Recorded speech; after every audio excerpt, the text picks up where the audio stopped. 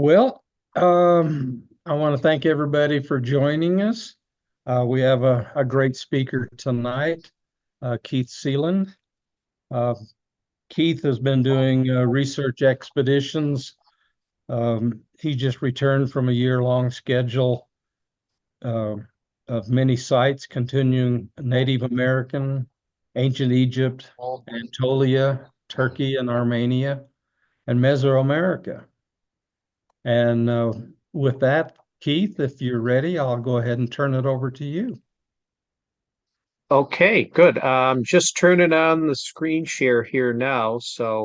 Um, okay, can everyone see the PowerPoint? Yes. All right, very, very good. Yeah, my name is Keith Seland. Probably have not heard of me at all. I'm an anthropologist studying people in general, but mostly ancient people. And like Richard had said, I've spent the last few years actually doing a lot of field work in various venues regarding the subjects of um, uh, studying our ancestors, their spirituality, their universals, the characteristics, the ties that bind, so to speak, for all of our ancient cultures, their behaviors and their mindsets and their thinking and whatnot, in the evolution of their civilizations, the symbolic representations that they left for us to study. And my purpose for doing that is to I'm also a ufologist, so I'm studying our ancestors, proposing or championing that, so to speak, in the hopes that we can learn a lot about ourselves when the time comes that the relationships with other intelligences not from planet Earth will actually take place and happen on a global universal basis. So I'm kind of helping to prepare twofold our society in preparation for that, and also to help us learn about ourselves and helping maybe to guide us into our present and into our future.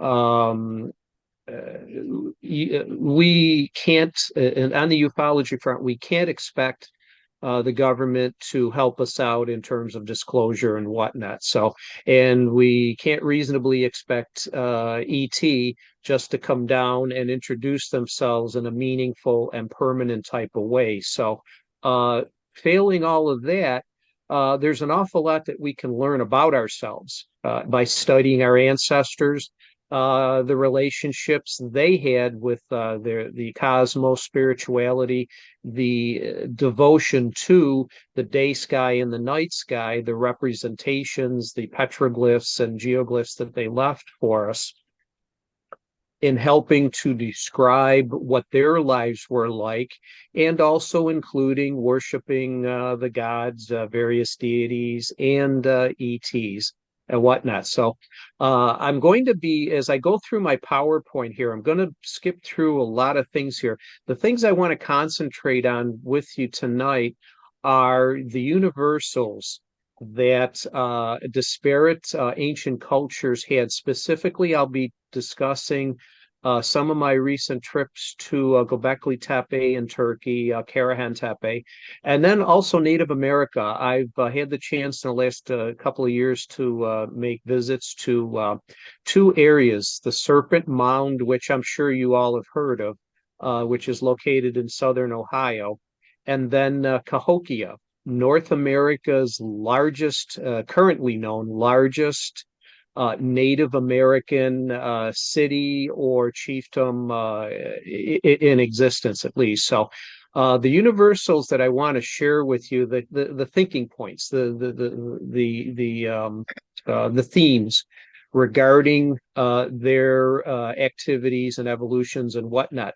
You'll find that all our ancient civilizations had very similar or the same themes of funerary, such as burials and the way that they buried their people.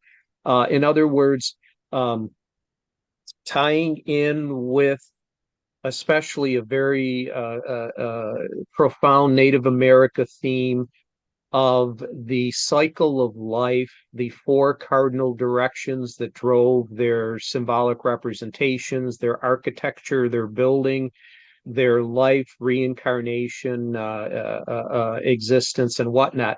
And then also with Native America, the additional three vertical dimensions, as I call them, the sky, the terrestrial world, and the underworld, which are recurring themes, and similarly all throughout the world. So the universality of the funerary characteristics, the burials, the positioning of the bodies from the head pointing in the east direction to the feet in the west direction, and that corresponds with the sacred geometry, the cycle of the daily sun activity. The sun rises in the east, sets in the west, and then the lunar cycle does the same thing. And reincarnation, this cycle recurs every day. So that's a thinking point that I'd like you to keep in mind. Also, two other universals having to do with fertility, creation, so to speak, and this ties in directly with the most of my discussion here with archaeoastronomy. They are ancients, worshipped and considered the day sky and the night sky as the most important things in their existence, in their evolution. So another universal having to do with the concept of dualism, especially with Native America. The sky people and the terrestrial people, or the sky people and the underworld realm of serpents and whatnot, serpent fertility and serpent existence. So to keep those themes in mind as we go along here. I will, like I said, I'm going to speed through some of these slides here, which I'm not going to be discussing much tonight. So let's see here. I will just fast forward here a little bit. This pretty much sums everything up. Becoming Neolithic, the factors in becoming us. And then these are just some of the characteristics that our ancestors faced. Climate, reproduction according to their cultural beliefs and customs and whatnot. Natural selection is just genealogy and genetics and whatnot. Also, too, another big important universal, and this ties in with I am currently, as I mentioned to Richard and John before, I'm currently in the midst of writing a new manuscript, and it has to do with the development of human beings from Neolithic times into today. And two of the very, very most universal themes in that writing has to do with, I'll point down here, power and control, and the human attitudes and behaviors regarding such power and control mechanisms. And that was when urbanization happened, when our Neolithic community started to develop. A new socialization in these urban cultures started to be developed and shaped and modified. So there were new pressures, new stresses in terms of getting along as societies and whatnot. And the concept of power and control took a new mechanism. So just keep power and control in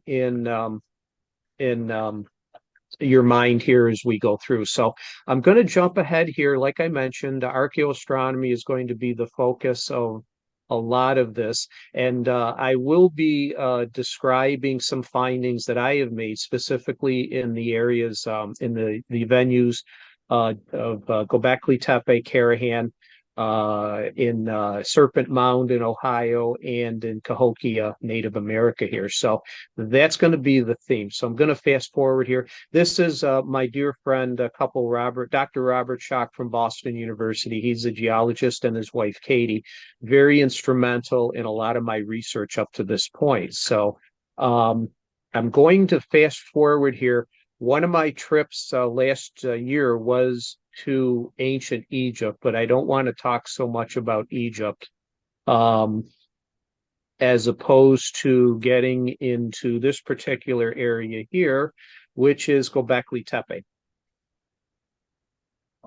So we happened to tour through there, and I also we had about 4 days to study the four main buildings in Göbekli Tepe and the pillars. For those of you that don't know, just a real brief primer.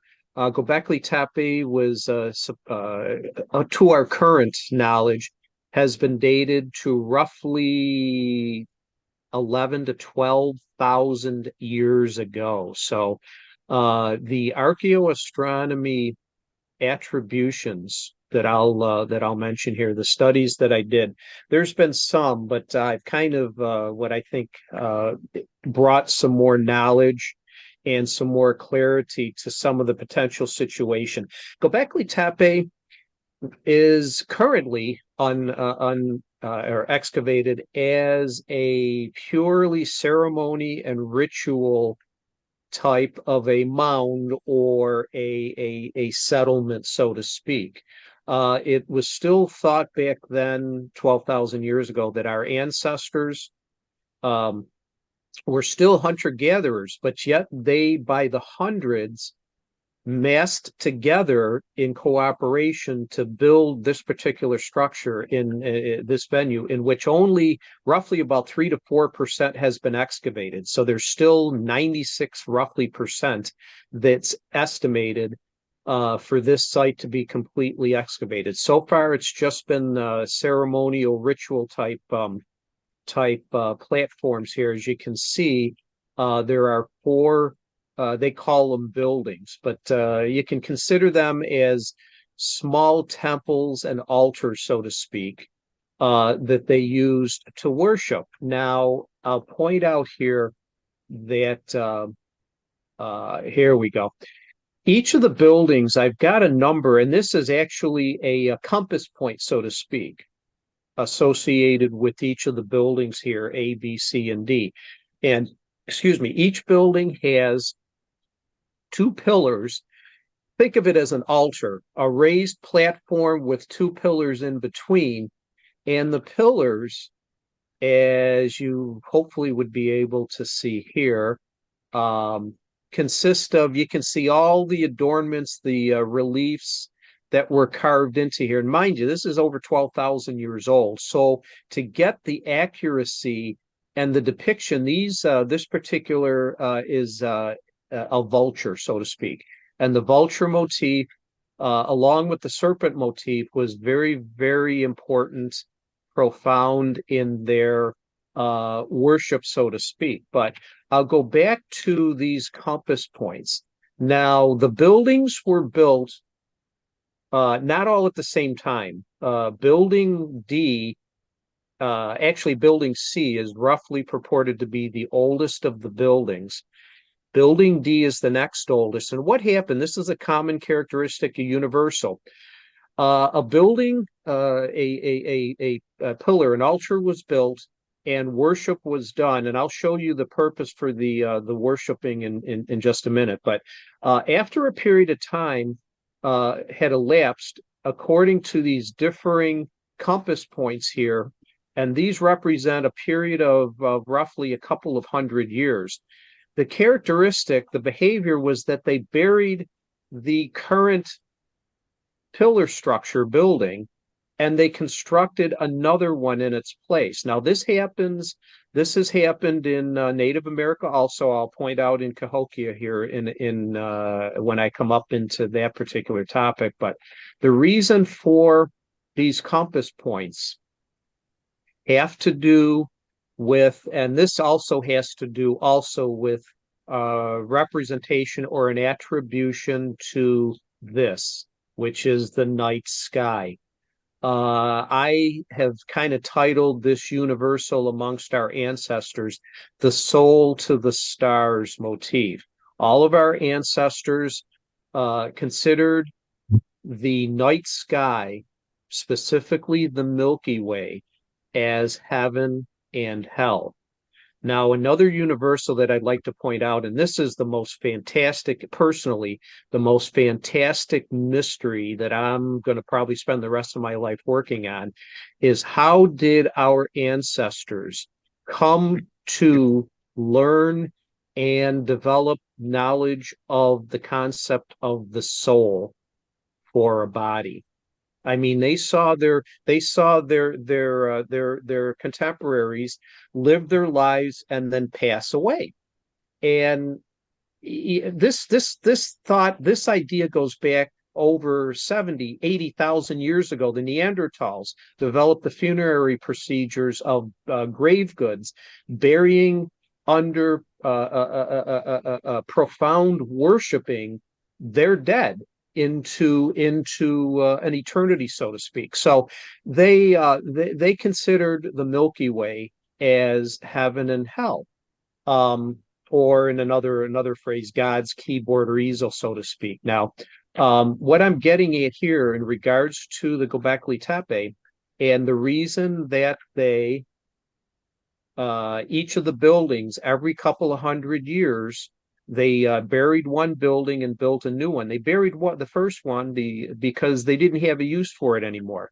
The reason they didn't have a use for it is because after a couple of hundred years, they were interested in the Milky Way, and like I said, also to the North Star. All of the stars moved at night over the course of time, except for one, being the North Star.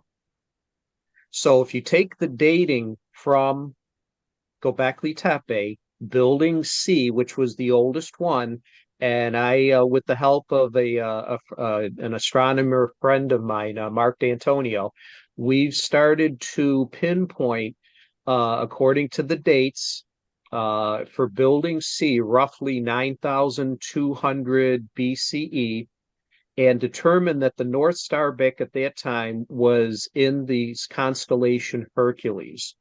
Now, I'm also going to go back here and show you this. Whoops. Let me fast forward here. We'll go back into here, and I'll show you this particular slide here. This has, if you can see here, hopefully I've blown it up enough. They look like the letters CH and then C again. Well, you can't see maybe too well on this, but I'll point out here, the Hercules constellation is where I'm circling here right now. And underneath it directly is the constellation Corona Borealis. Now, referring back to my friend Dr. Schock, him and a colleague wrote a research paper a few years ago regarding the potential for the first word that was ever written by a human being. That referring back to, let's see here, if I can go back. Yeah, referring to here, this word potentially means God.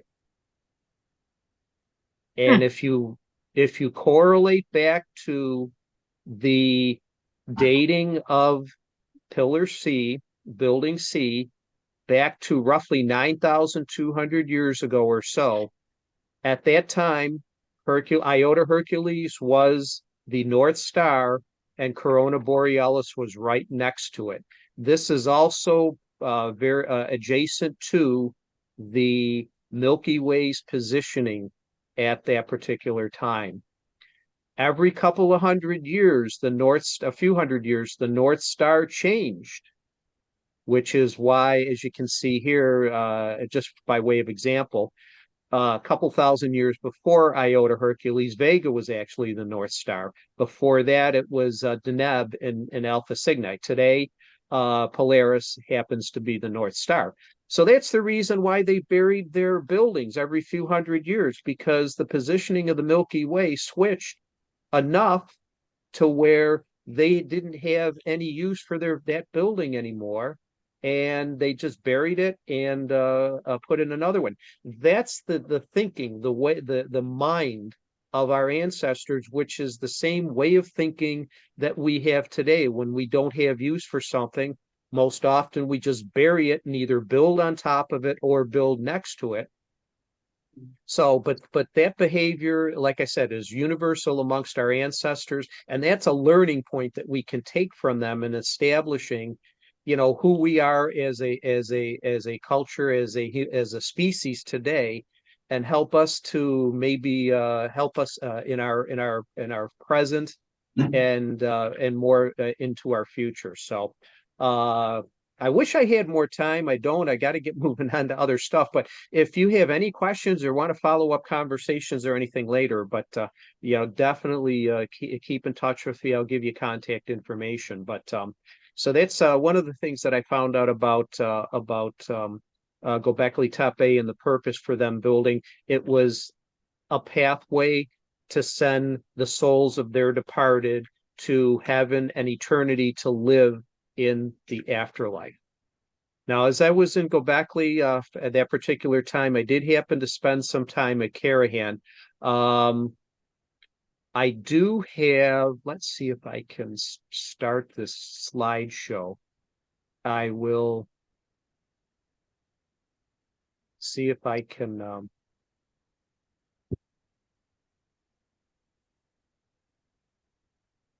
okay, I don't think I'm able to do it. Basically, Rich, I can just describe without use of the video. I can just describe what I actually saw in there. Yeah, you can go ahead and start your slideshow from the current position. Yeah, let me see if that'll work. Okay, it's not working, but basically what this slide that I'm currently on here was taken from Karahan Tepe. Now, Karahan is actually older than Göbekli by up to 1,500 years. So what we're saying is that Karahan could be dated up to 14,000 years ago. Currently, only a couple of percent of Karahan has been excavated. So it's roughly 98 more percent still has to be. Other facts about Karahan is that this from this particular scene, what's been uncovered is a residential neighborhood, so to speak. But remember that this is a community that existed where these buildings were built 14,000 years ago. Back at that time, Neolithic man was not, they were still hunter-gatherers according to all archaeology and anthropology and whatnot. So these findings by Klaus Schmidt, the German archaeologist, was very seminal in unearthing Göbekli and then later hand starting with Karahan here. So it's turning the state of archaeology upside down completely with redefinition of what it was like to be Neolithic man, and the fact that our urbanization started a lot sooner than what it did. But the facts here about Karahan, this being a residential neighborhood, so to speak. Here's another example of where their mind thinks exactly the same way as we do today. This particular scene is on the eastern side, the leeward side of the slope of one of the highest peaks, mounds, tepes, in the immediate region. Now, the prevailing winds coming from the west dictated to the people at that time, which produced their mindset and their way of thinking. They're not going to build residences on the west side of the mountain or the north side or maybe even the south side with the prevailing climate and the winds and features and whatnot coming from the west. So they built their residences here on the east side in a practical sense, so to speak. And the concept, also the emerging concept in universal thinking of communities with a ceremonial, ritual, religious center as the core element of the city or the community, so to speak. And we do that today in many, many ways in our religious ceremonies or government buildings and facilities and whatnot. So it's just the way of thinking is the point I'm trying to get across. That Carahan, what's been uncovered is just residential communities, and incidentally too with Carahan. We were very lucky last year when we were there, because since then, both Carahan and Gobekli have been closed to the public. If you can see the people here in this slide, we had the University of Istanbul had legal domain over this site here. I could not get any farther closer in to get any better photos than what I did here. And I kind of stretched the limits a little bit in getting that. But since then, they've completely closed both venues down to the public because they've found new things, and they're not going to say anything until they can get enough material together to write research papers, and then we'll all know. Even Dr. Schock, who was with us, could not gain any access to anything closer than what we did today. So Gobekli and Carahan as takeaway points, they have redefined the time scale of the what it's like to be Neolithic man and the evolution from hunter-gatherers into community efforts, community lifestyles, living together in cities. I'm going to fast forward here right now, and I'm going to move over to some Native American conversation here. I did happen to write a paper here. This is my website also for those of you that want to keep in touch or whatever, the humaniverse.org. Everything you can digital search for me is under my brand name, The Humaniverse. I've got a YouTube channel titled Keith Seland, The Humaniverse, my Facebook page, also The Humaniverse, and my website, thehumaniverse.org. So I did happen to publish a research paper here, and you can take a look at it later on. I won't talk about it right now, but my conversations, my lecture series does go into petroglyphs, symbolic representation, quite a bit here. But I want to jump and fast forward into a particular area here, and I'll, as we can segue over into Serpent Mound, Ohio, and some of the things that I have found from that. One of the universals that I'll mention, as I did at the beginning here, has to do with the mindset of our ancestors, and particularly Native America, in that geometry was sacred, the cycle of life, the four cardinal directions, and the three vertical directions of the sky, the terrestrial world, and the underworld in their that they held so dear in their cosmology and their spiritualism, and everything else with that. So I think we're getting here. Okay, so I'm into Serpent Mound now. Brief primer. It was discovered by, I believe his name was Brackenridge, about, well, it was over 200 years ago in the early 1800s. The Serpent Mound here, as I can maybe show you, this is a good representation. The site is so big that you'll need a drone or an overhead view. But in any event, this is what a representation of, let's see here. Yep, I'll just leave it at that way. Serpent Mound, if you uncoiled the serpent, it's over 1,300 feet long, as you can see, from tail all the way up through its various coils up to its head here, and the open jaws. And there's it's reported to be an egg structure, which is also a separate. Whoops. Yeah, it's also, the egg is represented to be a well, I can explain that in a second here, but I just want you to show you the contours here of the Serpent Mound. It was built along the ridge, about 100-foot tall vertical ridge, overlooking, I believe it's called Brush Creek, a body of water that's directly below it and empties into the Ohio River. It was built roughly, and it's a lot of the facts about Serpent Mound are debatable, as are for Cahokia. The Adena people were reportedly generally agreed to have built this, could be over 2,000 years ago. But some of the archaeoastronomy features is that the way this is structured here, let's see if I can go forward here. There we go. You can see Brush Creek along here. The cardinal directions, the compass points, this is pointing towards the north. And herein lies the archaeoastronomy features. This ridge, natural, which, as you well know, Native America used contours and nature and alignments very often in their symbolic representations and their glyphs and stuff. The Serpent Mound was built following these contours, so to speak. Now, these contours also have to do, the serpent is a combination of calendar, potential calendar, and spiritual, cosmological, funerary, ceremonial attributions to, as I'll show you here, the Milky Way and the night sky.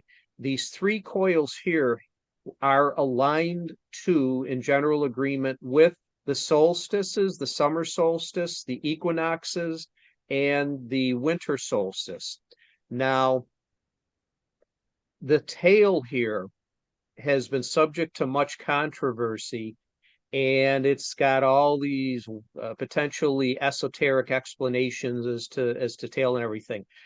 My interpretation of this is basically just referring back to a universal aspect of the spiral in depicting potentially the three dimensions of going up or down. Now, one of the rules with interpreting spirals, and according to particular context, and I believe this context fits, if the spiral in a clockwise direction starts at the outside and works towards the inside, depending on what the rest of the story is in the panel, this is instructing you to look up.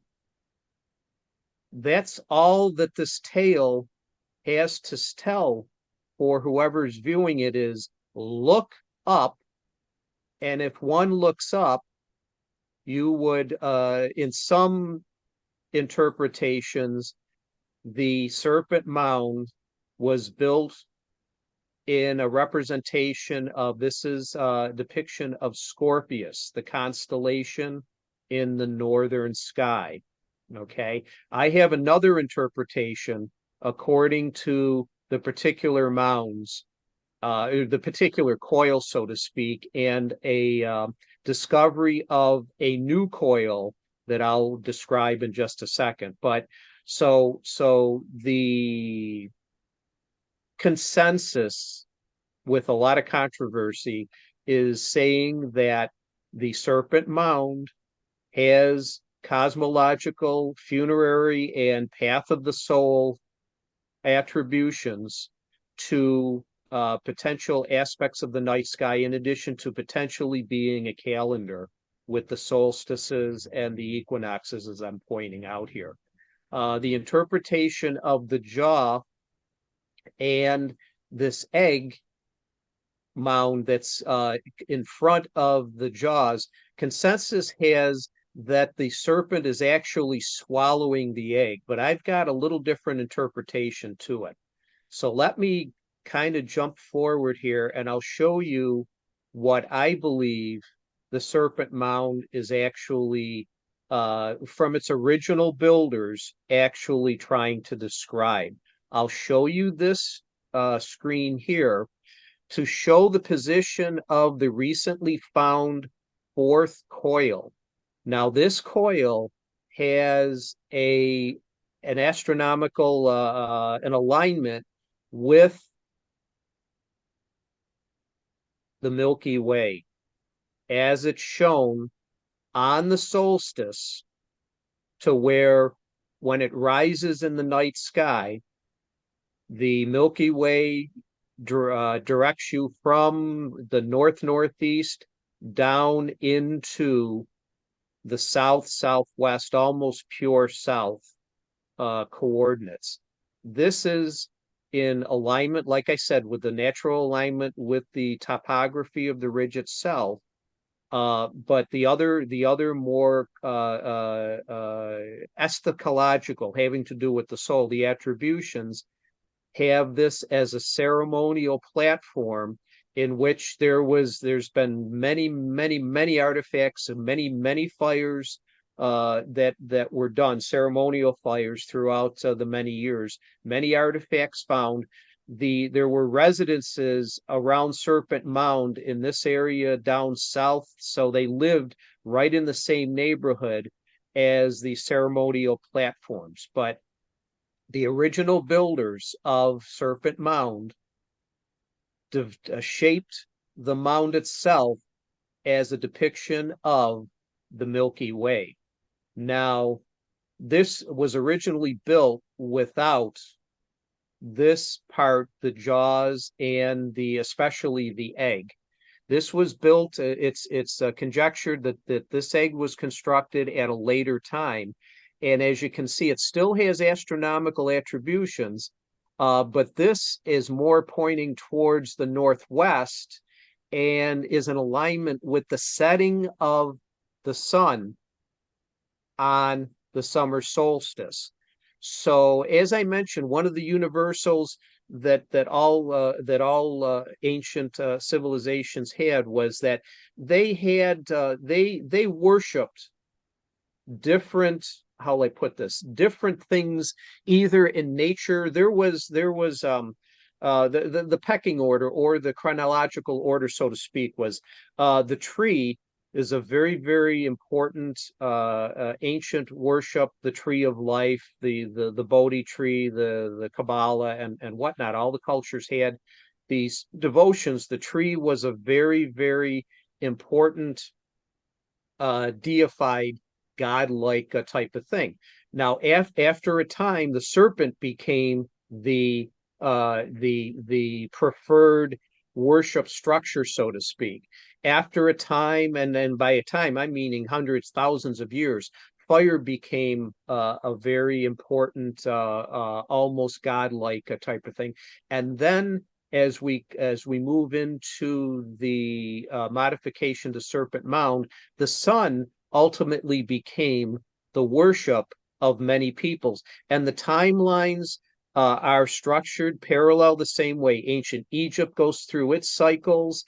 Ancient Mesopotamia goes through, the Aborigines in Australia, and the cultures pre-Columbian and Incan in South America all follow this particular motif. So the egg was put on at a time after the original structure was built to coordinate and correlate with worshiping of the sun on the solstice. So it kept its archaeoastronomical features and whatnot. It just modified as the thinking of the descendant communities and races happen to change their deifications and things like that. So so that's what I wanted to point out about the Serpent Mound and new things. Like I said, both Serpent Mound and coming up here, Cahokia, have an awful lot of controversial aspects to it, but I'm trying to put more of a practical sense and trying to incorporate the anthropology of how our ancestors thought. They are us, we are them. And this is going to be a part of the title of my new book. They thought the same way that we do today. We should thank our ancestors for giving us the thought processes and the cognition and the neurology and the anatomy and the attitudes and behaviors, because we inherited all of those ways of thinking from them. So again, the path of souls was universal amongst our ancestors. So whoops, went far ahead here. So coming up into, I want to jump into quickly here, getting into Cahokia. which is another place that I've studied now for the last couple of years. I'm very fortunate as I make my trips out west each year. I happen to have to pass by through, it's in southern Illinois, East St. Louis stuff. So I happen to be able to stop there and do some more studying and whatnot. So Cahokia, as I mentioned, was the Native America's largest city. Its dimensions roughly 7 square miles that we know of, subject to a lot of controversy, a lot of destruction by the economic activities of modern man with building railroads and then abandoning them and essentially destroying what it was anticipated to be over 200 mounds, where they've only been able to find 120 of them because many of them have been destroyed by the economic exploits of modern day man in the last couple of centuries. So it's very difficult to get photographs. I'd have to, when I get my drone, I can fly over and maybe get a little better photos of that. But Cahokia has very, very similar mindsets and attributions to archaeoastronomy as Serpent Mound and many of our other ancient ancestors' cultures here. And they also the common characteristics, the universals of human behavior, thought processes, burying things after they were done with them is the same way. And I'll just mention here real quick. In this slide here, it's hard to get a good picture of it, but this is the woodhenge, which is basically serves the same purposes in some ways as the Serpent Mound, as a sort of calendar depicting the solstices and the equinoxes and then all the attributions to their way of living, both spiritually and commercially in terms of agriculture and whatnot. Now, another common characteristic to do with archaeoastronomy was that there's been 5 different generations of woodhenge actually found. And what happened was, after a 70 to 80, 90, 100 years, because of the physical phenomenon of the precession of the equinoxes, in that the Earth's rotation through the solar system and its attributions and the changing landscape or the visuals of the night sky and whatnot. I'm waving my hand because the Earth spins like a top. And what happened after a period of 70, 80, 100 years was that woodhenge's cardinal points became out of alignment. So they had to destroy them and put in a new generation of woodhenge. Throughout their 400 to 500 year civilization, they had to take down the old posts and put in new ones to help with the alignment. So just another attribution common to our ancestors, an example of where that activity had to take place.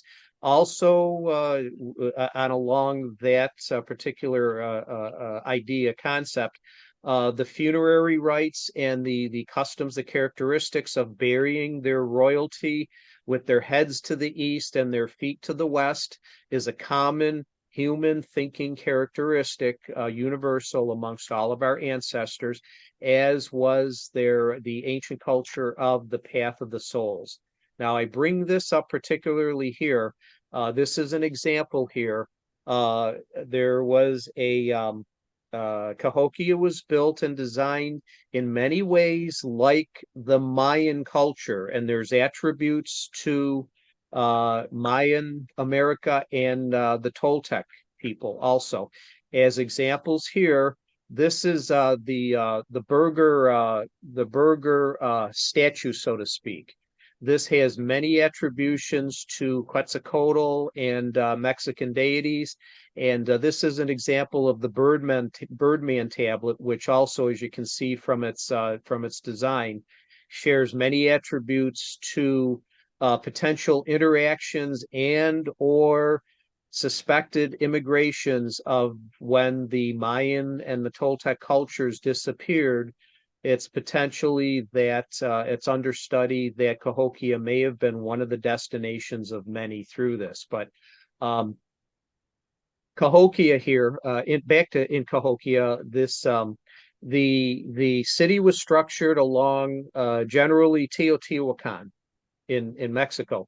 The Grand Plaza and was aligned with the four cardinal directions, plus the three vertical directions of the sky, the terrestrial world, and the underworld, the world of the serpents of that. So, and the path of the souls was the same here in Cahokia, in that the architecture relates to, as I show here, kind of a diagram where Rattlesnake Mound, which was known in Cahokia. Let me see if I've got a map here, Cahokia.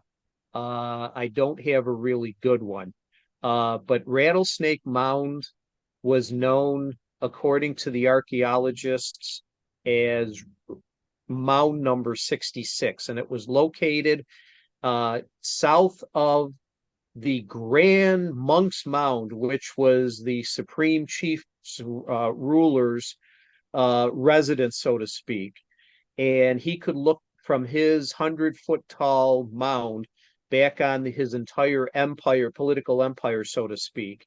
And Rattlesnake Mound was, when he looked south at 185 degrees, the Rattlesnake Mound consisted of what are called flat top ridge type mounds, so to speak, and in which royalty for many generations, hundreds of sets of bones were actually buried. So this path of the souls consisted of ceremonies to which they attributed to, and as you can see here, Rattlesnake Mound aligned up with the solstice to the Milky Way as it lay during the solstice time. So this is just another example I wanted to point out of the universality of archaeoastronomy, and that they considered, all ancient cultures considered, the night sky and the day sky as the most important things in their lives, and tying in with their views that when the human body passed, the soul did survive and was celebrated and worshipped into eternity with grave goods and daily offerings amongst some ancient civilizations, foodstuffs and whatnot, so that their dear departed could survive and live every day through eternity. So that's basically, I don't know how much time we've got, but I just wanted to basically segment part of my more larger talk here and just go into a little more detail about some of the characteristics, the anthropological characteristics that our ancestors passed down to us, and that their ways of thinking that that we share with them today. So in my takeaway in looking back on the ufology aspect of it, and their experiences with potentially ETs, which to them were known as gods back then, but the gods and the deities, and just in showing us how we can study our ancestors, how they developed their thought processes, and how they looked at the nature of their world, the patterns, the cycles, the sacred mathematics, the sacred geometry, the like I said, the patterns that they saw in nature and were able to attribute and fashion into their lifestyle, their worldviews, their spirituality, and their cosmology in so many different ways. I'll leave you with one thought that I have, going back to the Serpent Mound in particular, and going back, see if I can go back to how it's actually shaped here a little bit. Yeah, I'll just leave you with this thought. This is a little bit out there, but a potential other attribution when our ancients looked at the serpent as a resident of the underworld and of the terrestrial world, the unique features of the serpent in that it didn't have legs to move about. It also was shaped very much like the Milky Way in many ways. And my other point here, and I'll just throw this out, is that in attribution to the depictions here of the jaws of the serpent and the egg that's in front of it, my thinking is that, contrary to some others, is that the serpent is not actually ingesting the egg. It is actually sending that out, in that the serpent could be a physical illustration of the umbilical cord and the process of childbirth, and tying into their attributions of recycling, regeneration, of the day cycle, and also of life and of birth. I'm just throwing it out there. I mean, you've got the Milky Way that looks like a serpent does, like a snake does on planet Earth. And when childbirth actually happened, the doctors, or who tended to the new mothers, saw the umbilical cord, and it probably visually looked an awful lot like a snake does, like a serpent does, like the Milky Way does. And the attribution to the egg can be explained to where humans in nature could have seen examples of birth of whatever choose the animal. If they see the animal and they say, okay, this animal is giving birth, it's laying eggs or whatnot, there's the attribution to the egg. So I guess my explanation is just that the human beings back then saw all of these things, these activities, these real life things in nature, and just practically aligned them all together, not understanding the fantastic process of birth and regeneration and whatnot. They tried the best that they could with their visual observations of the environment, their perceptions in their mind, and the processes to them going to develop all of these attributions. And with their takeaway with the fantastic nature of what childbirth could represent, it's not far of a stretch to say, hey, we see these visual shapes in the night sky also as the Milky Way. Therefore, putting it all together, that's maybe how they developed that particular process, just as an example of way of thinking. So with that, that's all that I've got for right now. I thank you very much for tuning in to me tonight. I don't know if we have time for any questions or anything, but I hope I didn't surprise you too much with that last little blurb there. But in any event, I'll just leave it up to Rich, and then anybody else who wants to. Well, I can show you here too. This is my shameless plug as I end here tonight. Go back. Oops. Let's see. I'm just going. Anyways, I've got a couple of books out already, so it's oh, there we go. There's that 3, and then there's the new one that I'm writing right now. So with that, I can just put that one there. That's me. That was a rough ride on the camel, and I'll just end it at that. So thanks for all your kind participation. Without you, these things don't happen. Thank you much, Keith. That was fantastic. You definitely gave us a lot to think about. Yeah. As I said, I'm studying ancient human beings, and I mean, they're anatomically the same as us. We should thank them, for giving us the thought processes that we did. And I mean, we do the same things today, in that we describe what we see. all around us. I mean, people look at clouds, and I know this is a little esoteric, but people look at clouds and see shapes and patterns and those things. But going back to the serpent and the umbilical cord and the egg and everything, these were things that we could see today. Childbirth, and if we go far enough out of the city, we can see the Milky Way. We see snakes in our backyards and everything.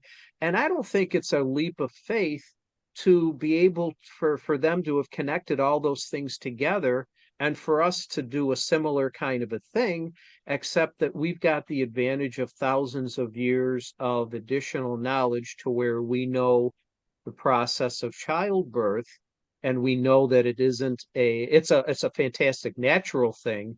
But godlike gets a little more into religion type of a thing. But remember, that's our ancestors of thousands of years ago. So that's how they interpreted and saw the world. And my point is that it's the same as how we interpret it in many ways today. So we can learn an awful lot from them. Okay. Well, if you'll stop sharing your screen, we'll get a little bigger picture of you. There we go. Yeah. Well, again, that was fantastic. Does anybody in our audience here or on Zoom like to ask a question? Yes. The curves of the serpent, do they line up with any particular stars of the Milky Way? Even though I know the Milky Way is going to change over the thousands of years. Can you hear? Yeah, I can hear. Yeah, I can hear. Okay. Yeah, I'm just leaning forward a little bit at the audio isn't the loudest, but I'm good here. With the serpent mound, that is more of an ongoing study. With me, I'm certainly looking into it. My friend Mark D'Antonio, the astronomer, we've obtained a star map platform, Carte du Ciel. It's a French platform, and it's pretty accurate in that for our purposes, because we need to go back into Göbekli Tepe times in Karahan. You're talking 12, 14, 15,000 years ago. So that's a great program with which to do that. Now, circling back into the serpent mound itself, I showed you the slide with the Scorpius constellation. That is the kind of current but long-term consensus as to a purpose for the serpent being constructed the way that it was, the alignments and everything. But no one ever did went off in that direction trying to explain any further features or attributions as to why, like as opposed to my dive here tonight into the path of the soul, and so to speak.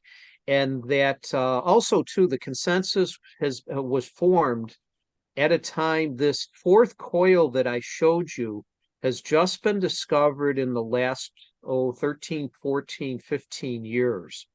So most of the consensus on Scorpius was developed at an earlier time. So with this fourth coil, and we did the alignments and everything, and it does correspond and is dated also too to an earlier time, to where the origin time of the mound itself goes back now to, it could be 2,500 or more years ago. And it's suspected that at that time, while the egg may not have been there, the head of the serpent was there, but that fourth coil points to the Milky Way's depiction of that in the sky. And incidentally, the picture that I showed you, it's pretty much in correspondence. It was very difficult to get a picture, if you're standing now looking up at the night sky and the Milky Way, this was the only picture that I could find that you didn't have to turn the picture around or whatever. If you were standing with that photo or with that picture that slide that I showed you, you could look up and you could see the coordinates and whatnot. So that fourth coil, it was destroyed. It was built, it was originally dated with the rest of the serpent, but was destroyed, it's suspected, at the time when the egg mound was actually constructed. And that ties into my point to where with the archaeoastronomy alignments, that it fell out of alignment after a certain point in time, but also too, in this example, the mindset and the worldview changed to where now it's the sun that was being attributed as how will I put this, the great spirit of the Manitou, so to speak. The sun was now being worshipped as the ultimate guide or overseer of the universe, whereas as at a point before that, it was the Milky Way with its fourth coil. So when they didn't have when the alignment, when the astronomy fell out of alignment, they destroyed the fourth coil, and then because of the attributions to the sun and their worship and whatnot, they put that in there and aligned it with the setting sun on the solstice. So individual stars itself, that would take maybe a little more study. I mean, I'm certainly up into that particular, type of investigation and that. But so far, nothing in terms of that as far as particular stars go. As opposed to Göbekli Tepe, as an example, as I showed you, a far older, but a far longer, well, no, I was going to say Göbekli Tepe's term from the buildings that we have so far, the time frame spans over 2,000 years. And then we're talking with the Serpent Mound, we're talking 2,500 years from the Adena to the Hopewell to the Fort Ancient time, so to speak. You're talking an existence of serpent of about 2,500 years or so. So that's a good question, maybe for future, investigation and whatnot. So, but certainly, I just showed you three examples this evening to where the archaeoastronomy, it's a burgeoning field. It is now becoming more mainstream accepted in the classical archaeology and anthropology professions, disciplines. So I hope that helped to answer some of your question. I know it was long-winded, but I wanted to make some points here with it.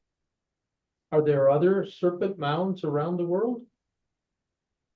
Yes, there's existing even throughout Native America, Ohio, the upper Midwest is very, very populated. Wisconsin, the Dakotas were also a very influential tribe of Native Americans who have built serpent mounds.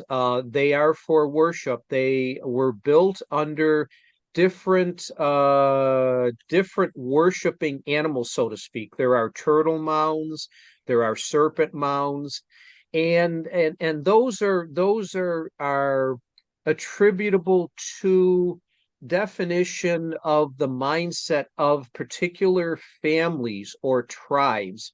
I'm sure everyone's familiar with the shield concept also too, in like Southwest Native America.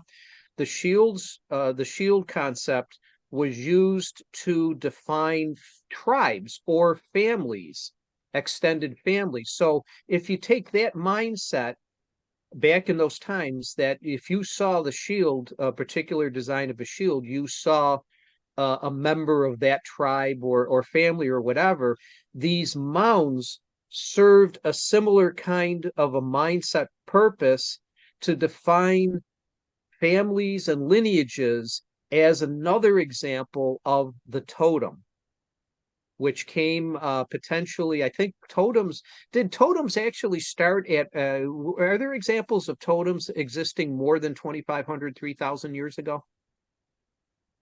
I'm not familiar with that.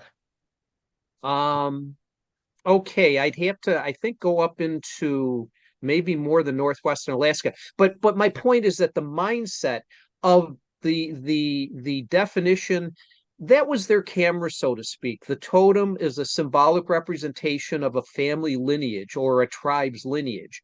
The mound concept, whether it's serpent mound or the turtle or the eagle or whatnot, are similarly attributable, as are the shields, in identifying family lineages. So it was whatever the representation or the architecture that particular tribe or nation wanted to use.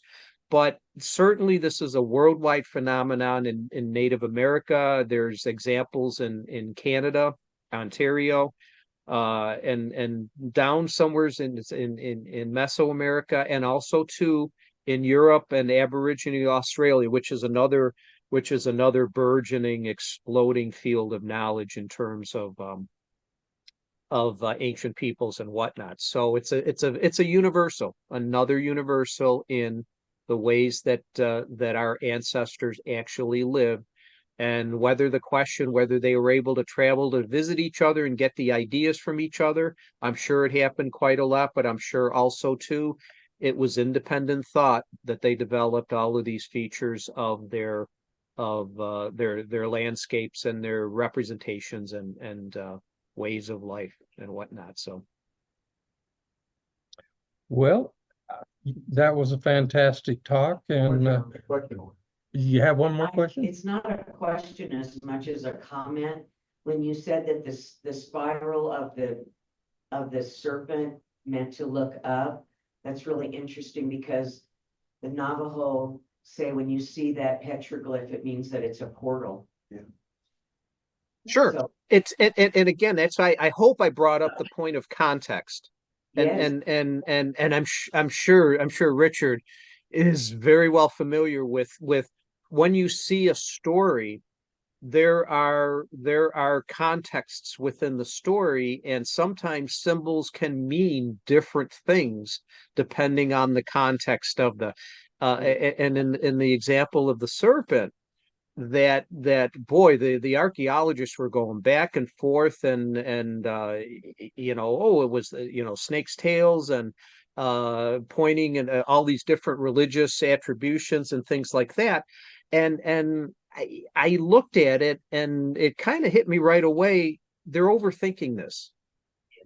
All that this meant. I mean, are there snakes in real nature that have all of those curls to it? I mean, the one or two little curls, but this thing is really wrapped around itself. So I mean, to me, it just jumped out. No, this is a structure that's, if it's uncoiled, it's almost 1,400 feet long. That's a third of a mile.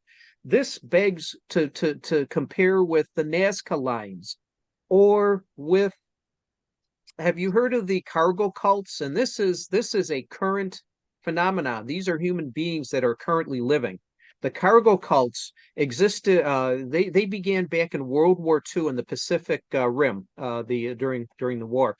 The natives there, they saw the soldiers come in their airplanes and their ships, and they brought building materials and foodstuffs unlimited. The natives thought that the soldiers were gods because they brought this unlimited bounty to them, and they kept doing it and doing it. Then all of a sudden, the soldiers left, and the natives, taken aback, oh my God, what did we do to disrupt the gods? We need to attract them back.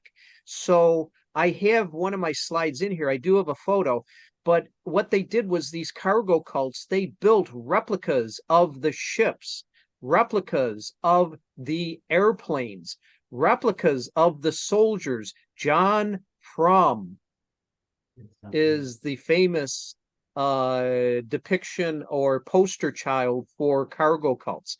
These were people that lived in the 1940s, but they attributed these soldiers as being gods, and when they left, they wanted to attract them back. So they built these life-size or over life-size structures to attract them back. It doesn't take a leap of faith for the human mind to think that, well, Nazca lines are another representation, and Serpent Mound is another representation of the human attitude and behavior that existed in their minds of the cargo cults. Same kinds of things. The archaeologists don't want to acknowledge anthropology. They're starting to, but and anthropology is saying, archaeology, you're studying too much pottery. There's more to the buildings than and there's more to the ways of human thinking. And that's where the studies and the investigations are coming together. It's multidisciplinary now, and it's better than it ever was before. So all the disciplines are kind of helping each other out a little bit. So, but with the serpent, yeah, to me, it was no snake in nature coils that much, that tightly. And just to take again the attribution, and like you said, with the Hopi, the clockwise rotation as a portal, meaning look up. If the rotation is in the other way, it could mean look down. And that's also too with when you're talking petroglyphs. You've got a two-dimensional panel. You're trying to, as a scribe, you're trying to incorporate a three-dimensional concept onto a two-dimensional surface. So if you're wanting to go down or you're wanting to go up, certainly you're going to use a spiral as a best mental representation of that. So it's complicated. All those things are in play, but well, with the serpent, I mean, in walking through it, it took me twice to actually say, well, no, that thing it just means look up, because this thing is so long. So Right. Well, Okay, I've got one question. sure. You referred to the Borealis earlier, mm-hmm. and what was it you called it? The name of the constellation is Corona Borealis. Okay, now is that the early version of the Aurora Borealis? Oh no, yeah, no. This is something different. The Aurora Borealis is, those pretty green and pink and purple lights you see in the sky. That's caused by the radiation from the sun hitting the Earth's magnetic field and causing like a change in the chemistry and whatnot. Corona Borealis is the name of a constellation, basically. And it's always stays, even with the Earth and all of its rotations and the precession of the equinoxes and everything. Corona Borealis and Hercules are always together, pretty close to each other throughout the sky, through all the cycles that all the physics and the galaxy and the motion of the Earth and the stars and everything can produce. So it happens. It looks like the letter C, and the Hercules constellation looks like the letter H. And because back at that time in Göbekli Tepe, the Hercules, the Iota star, was actually the North Star. So that was the one. Just picture all the stars. If you study them, all the stars move throughout the night except for one. It's the North Star. The human mind is going to see that pattern, and they're going to say, hey, all of these stars are moving except one. Why is this one not moving?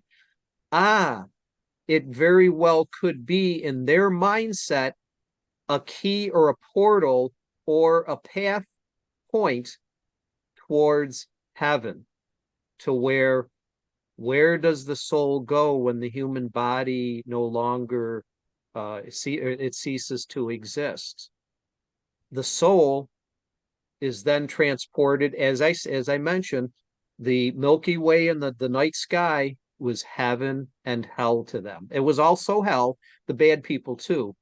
But but again, this is my most fantastic, which I'll for the rest of my life, my personal quest is to find how the human beings ever developed the mindset and the idea and the cognitive of the soul.